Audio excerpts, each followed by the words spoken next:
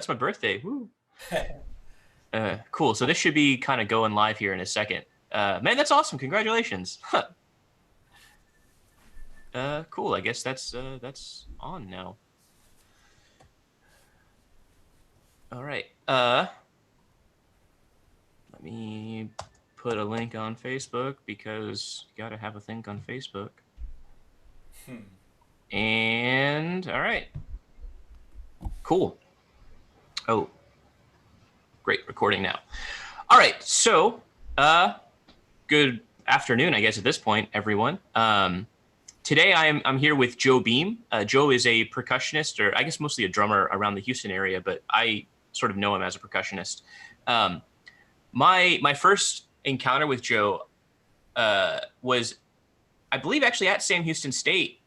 We played Spring Awakening together, I think. Yes. Yeah, and you did your master's degree there, correct? I did undergrad and master's, yeah. Okay, Uh, yeah. and I guess that would have been during the master's time or I think it was a little bit after. I think you had. right after. Yeah, that's right. Yeah, yeah. You studied with John Lane, correct? I did. Very cool. Yeah, actually, Joe Beam is probably the only reason that I even got into the musical scene in Houston because, we did that show together at Sam Houston. And then I think you gave my number to Jack Beadle, I think. Yep. And he called me for a thing at the stages, the Panto. And I don't know, I fell in love with kind of playing that style after that. Like, I had done it a little bit, and it just kind of grew on me, and I really like it now, actually. So yeah, Joe, thanks. You're welcome. Cool. So today I really just want to sit and kind of talk about your experiences as a drummer and percussionist and kind of what the differences between those two things are.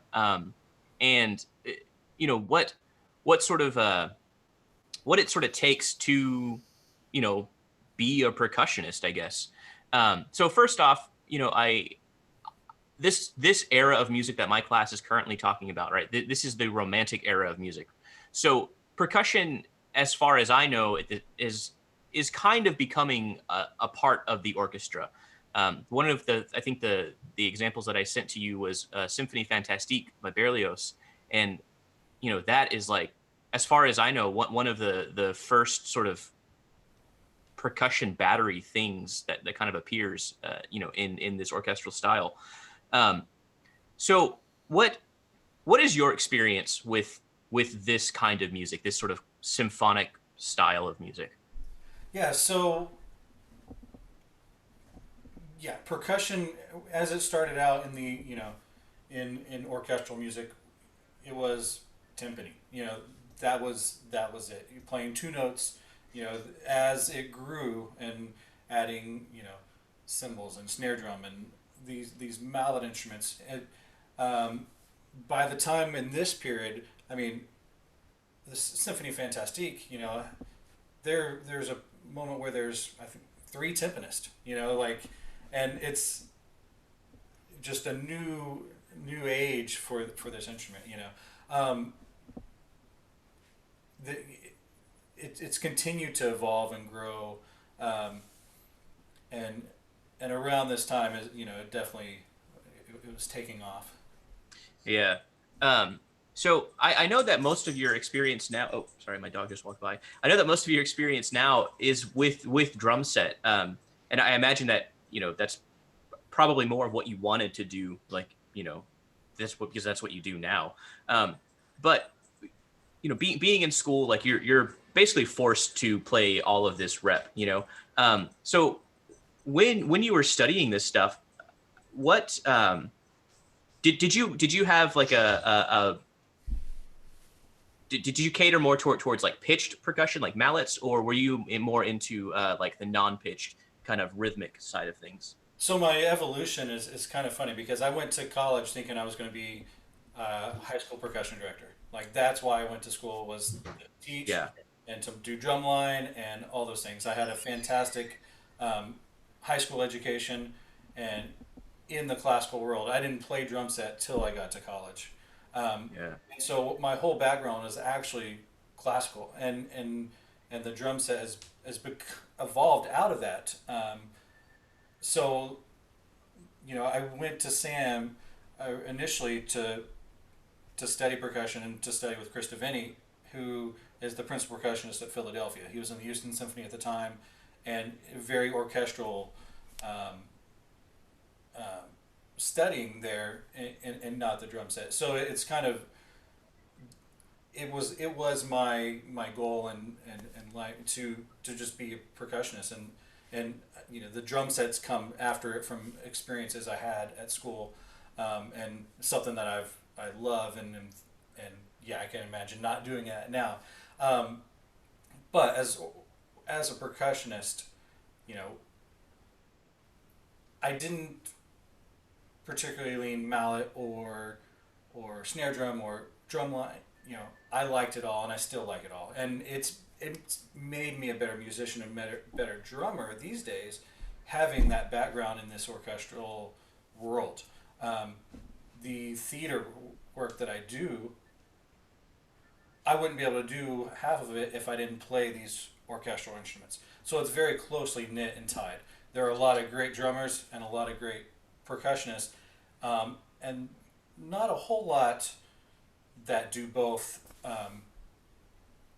all the time.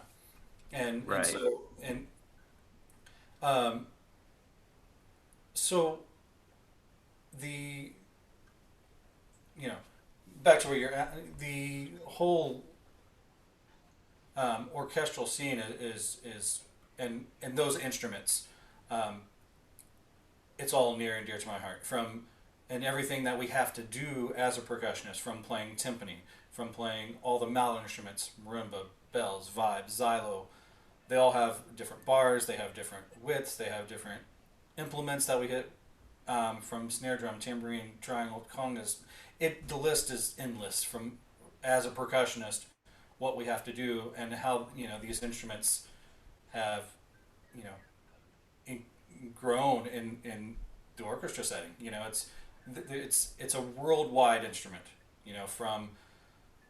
From Latin America to Africa to Asia. All of these places have drums in their history, and in their culture, and Mhm. Indian rhythms, tabla, all of it, and it's nice to have it all tied together and be able to incorporate this stuff. Right, right. No, that's really cool. So one thing that you said is that you don't think that you would have been able to, I guess, get as kind of as far into the musical theater world as you have, if it wasn't for some of these, like, this classical training, I guess, for lack of a better term. Um, so uh, what are some of the similarities, I guess, between playing like drum set in a pit orchestra for a musical versus playing like timpani, or being a part of the percussion battery in this sort of orchestral land? Yeah. So yeah, definitely I wouldn't the thing that I got in my classical training was reading, being Mm, able to read music notation, be able to read notes, read rhythms, read sight read, all these things completely translate into the theater world, um, mhm, and and so that's all tied together.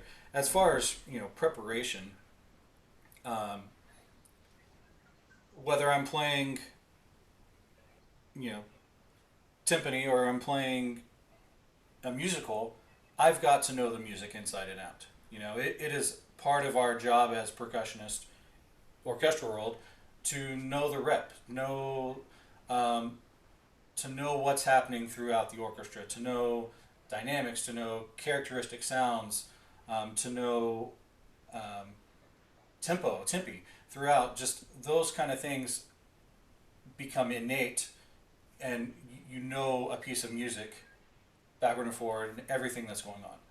I do that preparation for drum set in a theater world. Is I know each tune, I know each tempo, I know the style, and those that preparation is very closely related, just different means. mm, One classical, one's theater, or playing a cover band gig, or playing whatever. The preparation is the same. Knowing your part, knowing the music, knowing all the intricacies, and then you get together and you put it together in a musical way within a band. Yeah. So something that has always struck me, I guess, as one of these big differences between the classical and more pop styles, is that, well, first off, in the classical setting, everyone has their part in front of them, right? And you sort of mentioned that, like, reading, that clearly that's a big deal for any classical musician. However, in a pop setting, like, we don't always get the cleanest of charts, you could Yeah. say. I'm sure you've been in some musical settings where it's kind of like, these choices that this orchestrator is making are very questionable, and so it's the it kind of gets, the responsibility kind of gets put on us in a way to make that piece come to life, right? So what you say about, like, knowing this, basically knowing the songs, right? That sort of rings true, I guess, in all styles. But so it seems to me that in these popular settings, the rhythm section, we get a lot more freedom to kind of experiment, I guess, but really just a lot more freedom to play the song, whereas in a classical setting, uh it just seems that, like, you have to play your part, and, like, you play your part at play these notes at the right time. um so which of these two settings, I guess, do you find yourself, like, enjoying more often? You know, after playing drum set for so many years and having that freedom to be creative and to add nuances and to do little things, I there's something about that is great. It's harder almost for me to go to the classical setting and have to play exactly what's on the page because there's no room to add. You have to play what's there. You have to play it precisely and accurately and exactly. Um, Right. you don't get that opportunity to add a flam or add a drag or add whatever that we get um, in the pop or theater. There's so many times I'll see a chart and it slashes. Just and it says groove or Right. whatever. 32 bar groove. Exactly. Um, and yeah, I've had that even where it says just play 16. Like 16 measures of time and then this. Yeah. And that's completely great. And you would have that freedom to play what we want in this context of what's going on. Right. In the context of what's going on, that I think that's an important part, of, like, a lot of this stuff. One thing that I've noticed in my appreciation courses is that when we start to talk about certain pop settings, or like jazz and stuff, there's this conception that it's all just made up, right? It's all just free. Like, everyone's just kind of doing whatever they want, and it just magically works. And it's like, that's probably about, like, 10, maybe 15% of it, like, maybe, but there's a lot of other preparation that goes into something like that. Um, so for instance, when you have a musical, right, you have a score in front of you, right? So you have the form for all these tunes, excuse me, written out. Sometimes you have specific things to play, but for the most part, it's been my experience, at least with, like, drum set musical scores, that there is a lot of freedom involved. However, there's also this when we get into, like, when you get farther into, like, the pop world, like popular settings, like you said, mentioned a cover band at one point, it's like there is no chart, right? There is no music. um, and so you have to know the song, right? You have to listen to the recordings. And I think that's, to me, that seems to be one of the biggest differences, I guess, between this classical world and this popular world. Is, like, in the classical world, there have been so many times where, like, I've gotten a part and just, like, never even listened to the music. It's like, cool, I'll just play this part, great. Whereas, like, in a pop gig, it's like, oh man, I really need to listen to these songs to understand, like, the style and just the form of it. I don't know, what are your thoughts on, kind of, on that? It's as someone who plays from music so often. There are so many jazz guys or cover band guys or whatever.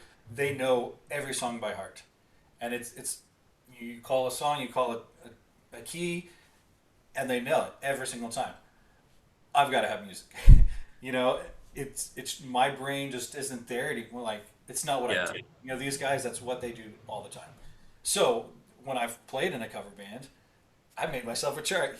Yes, you listen to it and you prepare, and and and you know the song, but you also have little guidelines because when you're playing 60 pop songs, like Yeah. you don't want to be the guy that doesn't stop when everyone else stops. Um, and so I found myself when I'm in that setting, I'm still using my classical training and writing notation, writing charts, writing things, so that I don't miss. Right, right. Now that makes a lot of sense. I guess it's nice too because like you're kind of in the back in the drum set, right? So the stand kind of becomes part of like your whole setup. For I've actually like I've had gigs where like for me as a bass player, it's like they don't want that. It's like you can't have anything in front of you. It's like you just got to know the song, which is infinitely harder for me because I understand, man. Like reading has become so ingrained in my musical practice now that like it's almost like a comfort just to have that music in front of me, just to like know that it's there. And even if I get lost in it, it's still just like, okay, I can at least find something, something to latch onto.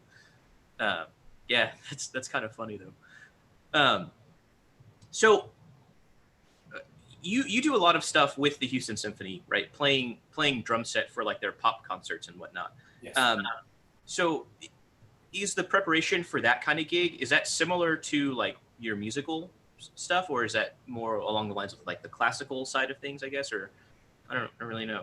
That was one of my first questions to the principal percussionist. Like when I did my first show with them, I got all the charts, and my question was like, "Do I need to play this?" You know exactly. And he was like, "No, just play drum set. Yeah, Play." okay. All right. And so there are charts. Everything's mapped out, um, and sometimes the charts are great and have great direction, and sometimes they're not. But it's a matter of and often there are arrangements of songs, so you can't find the exact thing to listen to, and so get a style, get the style, get a reference to the original, and then play musically, and that's been my experience, is playing just playing drum set musically in this ensemble, you know. Right. And we've done fun stuff, uh, we did an '80s show, getting to play some Rush, yes, with the Eastern Symphony was kind of cool, like Yeah. it was still the tune, it was still, it had a nice rhythm section, but then you added the orchestra to it. Right, right. You have the orchestration involved. That's actually that's pretty intense, man. Playing like a bunch of Rush songs. Though it's like there's not a lot of room for interpretation in that. In I feel like when it comes to that, because it's like Neil Peart, the drummer, is he was such a monumental figurehead in like the rock and roll world, and his drum grooves are like the drum grooves, and so I imagine that sort of had to be a little bit more precise in a way. Exactly. We did Spirit of the Radio, um, and has this epic, just big drum fill at the beginning, unison, everybody's playing. Um, and so, because it's Neil Peart and everything they had to, they wrote it out, but they changed it a little bit. So everyone was still playing um, the feel and the basic idea of, unison orchestra. Uh, Right, right. but then when it came to my part for playing the grooves, I listened to the recording and I played to my best how Neil would play it, from the right, but just all the little nuances that, Yeah. so Right there. that kind of stuff, I didn't just play boom, I was trying to do what Neil did, on the recording. Yeah. And so yes, it was a combination of playing what was on the page for this part and then not playing the page and playing like Neil for the other part. Right, right. Now that's something that's pretty interesting. I think the concept of like playing like somebody, So when it comes to these like you mentioned, Spirit of the Radio, right? So I imagine that when you're listening to that recording, you're listening for not just like the groove, right? But also it's like how is he hitting these things? What is the sort of because like you hit a cymbal in different spots, you're going to get different sounds, right? So it's like, where, how can I achieve those sounds? And there was something that you had said way back in the beginning of this, of like what sounds am I trying to get? And I think that it's different between the classical world and the pop world in terms of just like sound, right? Because like pop sounds for percussion and drum set, they seem to be a little bit more like gritty in a way, especially when it comes to drum set. Today everything is kind of like, it's all extremely present. It's like it's there in your face. It's almost like the attack is more important than the actual like note. Whereas in the classical realm, it seems to be a lot more reserved, I guess. Now, clearly that changes in like the modern eras. When you get into like the 20th century, kind of all bets are off. But in sort of this common practice period, it seemed that like everything was much more like soft and a little bit more nuanced, and like the colors of these sounds mattered a lot more. I don't know. What are your thoughts on that? And I would say the colors and the sounds have, I think they still matter the same. They've just evolved into their uses. You know, Mm, um, let's go back to the orchestral sounds. When you're playing French opposed to German, lighter versus darker. There's these sounds and there's even technique that we have as percussionists. That's the German grip, that's the French grip, and it's these practices from those times, and it gives you different sounds by just how you turn your hand and hit the drum. And right, right. there are crash cymbals that are called the Germanic or Viennese. Everything has evolved in each part, each country really in Yeah. this had its own sound, and so knowing those nuances and those characteristics are really important. Now, as far as those sounds, now it's you know they still matter, but don't have they're not regionalized. Now it's effect and color, and part of a piece in a different way. That makes sense. That makes sense. So it's almost like the the colors of these sounds, they still matter. They matter in a different way, right? And it seems that like, I guess it seems that today the sounds of it's almost more important that you be able to achieve like specific sounds out of these instruments as opposed to like tones or notes. It's the being able to achieve like this particular sound. Uh, for instance, I guess like with like as a composer, right? I studied a lot of like orchestration and just different things that instruments can do.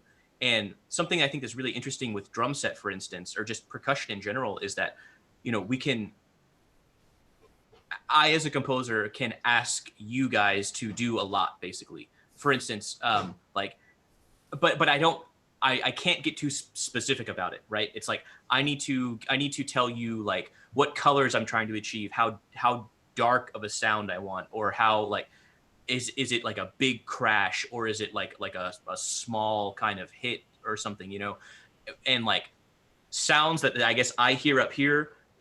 I've come to find out that it works best if I leave it up to the percussionist to kind of figure that out. Because you guys have a lot of leeway in how to do certain things. I mean, just from like this the what I guess you call it the implement, right? The stick choice, like Right. what you hit the instrument with. So for instance, like with a timpani, you generally have like mallets, right? And it kind of gives like a softer, rounder sound. But with drum set, you get like an actual stick with like a point, and you whack something, right? And it has more of a pointed sound in a way. So I guess can you give like a brief rundown in some of these implements that you've used before? I mean, for example, if you, as a composer, write crash cymbal, and you notate it with an X and forte, I mean, that's that can be interpreted so many ways. Whether Yeah, it's concert crash cymbals or it's a single cymbal that you hit with a, or maybe maybe it's a small cymbal. There's so many things that can happen with crash, or cymbal, right? right, So right. um, and so we as percussionists see all kind of stuff. One that's like, what was this person thinking? Or two, Yeah. it's like, play a crash cymbal but make it sound like the color purple. Like what? Then we have to. Really do some research there. Okay, who? Yeah.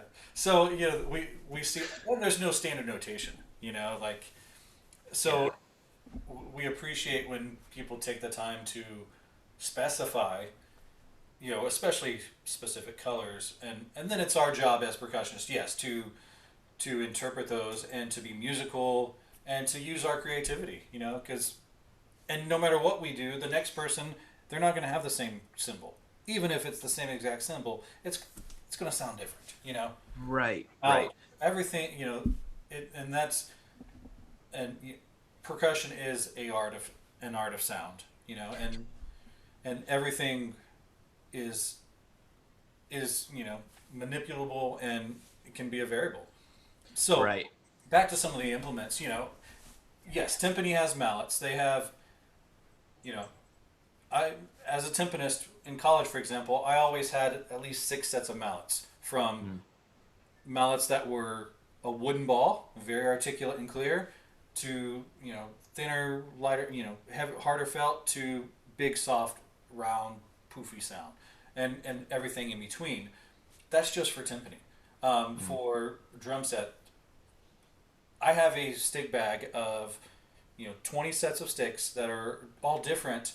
They're different lengths, they're different weights, different woods, different beads, and they all sound different. They all look like drumsticks, but to me, Yeah. I get the cymbal, and I get different sounds. That's brighter, that's darker, that's more articulate. That's um, so that's just sticks for drum set.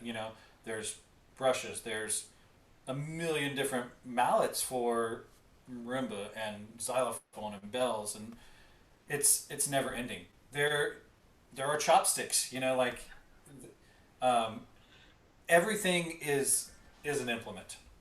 And everything is possible to achieve a certain sound. In class, um, with my students, we'll be playing something. I'm gonna let's try these mallets, and and they sound like mallets to young kids, but we're getting different tones. We're getting colors. It's all about, and there is no right answer. It's what fits the piece, what fits the hall, what fits the room, what fits the student, what fits the musician. There is no one size fits all. And so the possibilities are completely endless, um, as far as the sounds and colors and everything we get as percussionists. No, that makes a lot of sense though. And I think it's really interesting that you know when it comes to percussion land, like you don't start talking. You're not talking so much about pitch. I mean, it exists, yeah, but it's more about like timbre and color and just like what sounds can you achieve. Um, I don't know. I've always thought that's really interesting about the percussionist world.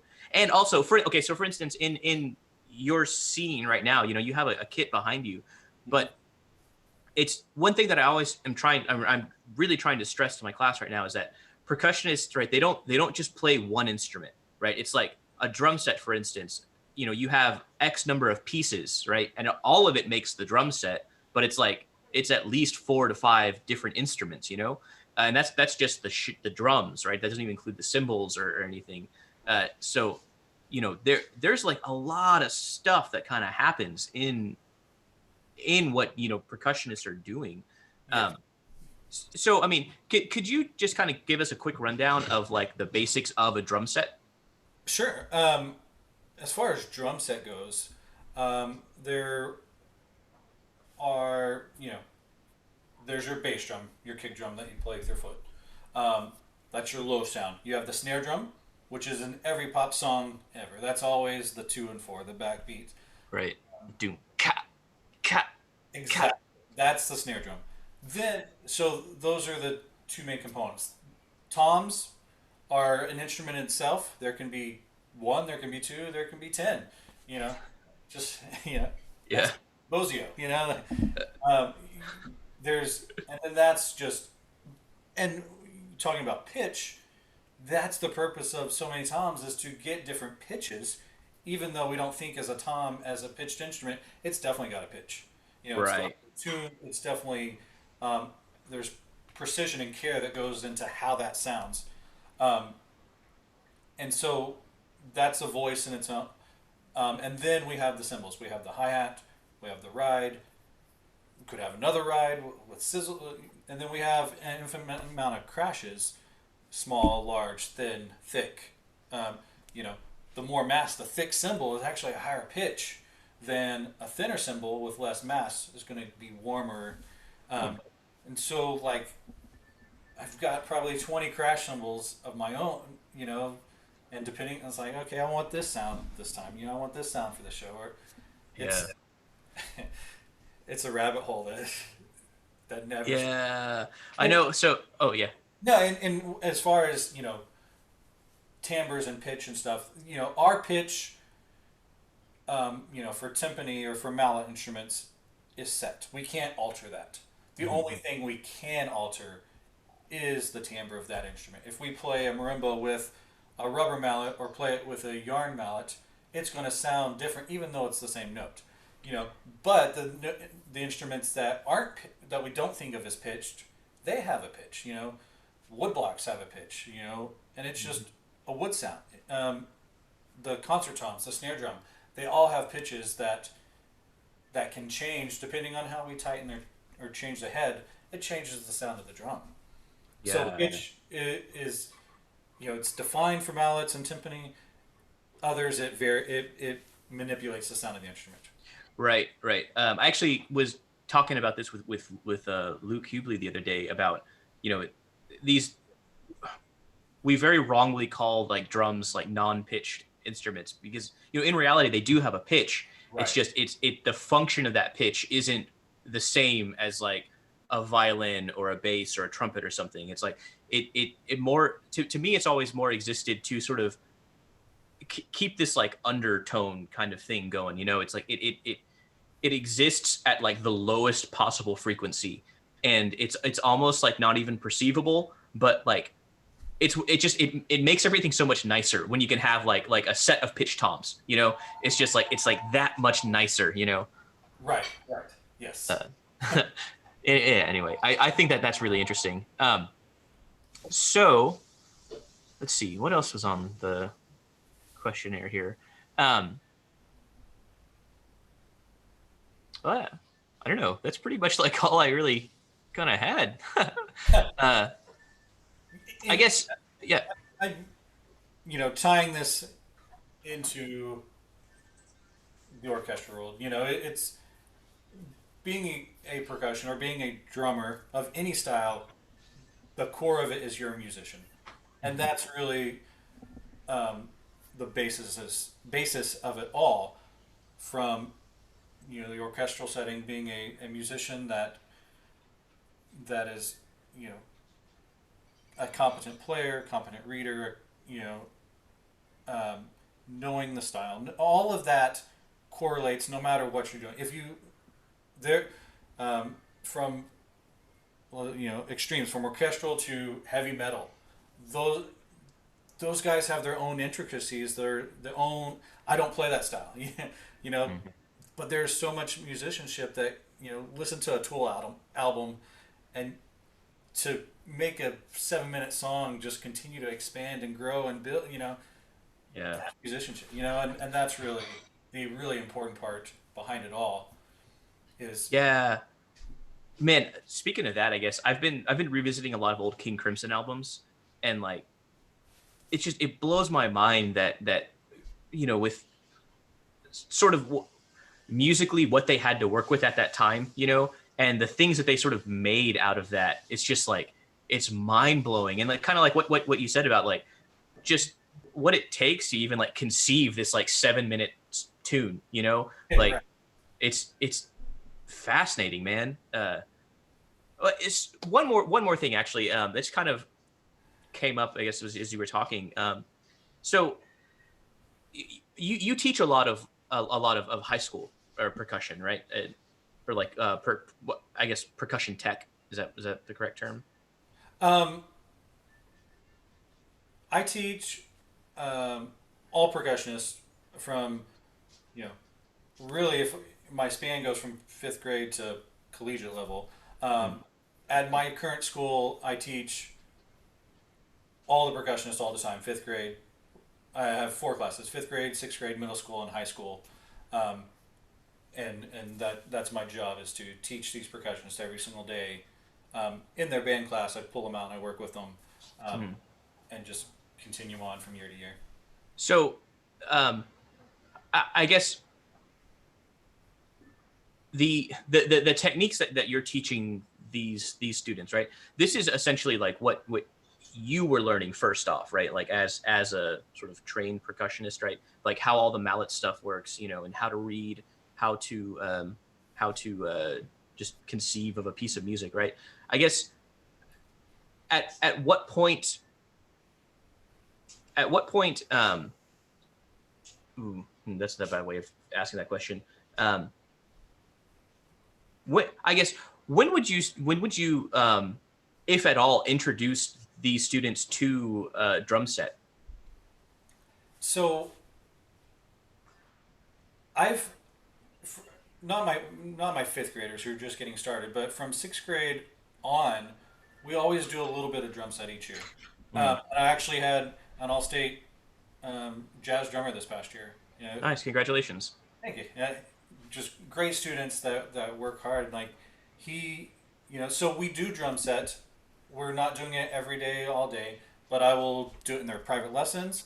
I at least introduce it and get all the kids behind the set playing, trying to figure out the coordination. Um, Right. I didn't have that opportunity. I had a drum set, and and in my bedroom as a middle school and high school kid, I started playing, um, at church on Wednesday nights in high school, but I didn't know what I was doing, and I didn't Sure, sure. have guidance. So I try to get these kids seeing notation, seeing what it looks like, seeing um, what it feels like. Funny story. You know, I went to Sam, but I had actually had an audition and scholarship to North Texas, and I changed my mind. But Oh, my very first part of that audition was the drum set room at North Texas, and I didn't, as a senior in high school, I didn't know how to read drum set charts. I didn't know how to play drum set, and the great Ed Soph, set this chart in front of me and asked me to read it, and so I read it in the classical style of boom, trying to figure out what the heck's going on. He cuts me off after like 2 minutes, and he's like, "This time with the metronome," and turns it louder. It was already on, and and so I'm playing again, and he cuts me off. He's like, "I've heard enough. Thank you." yeah. And it was brutal introduction to drum set. Man, talk about being thrown to the wolves. Like your first experience with drum set is auditioning for Ed So. They made everyone that came through do that part of the audition. I was well prepared for my other parts. Sure, sure. Those rooms weren't first. That was first. Yeah, right. It's one of those memories I will never forget.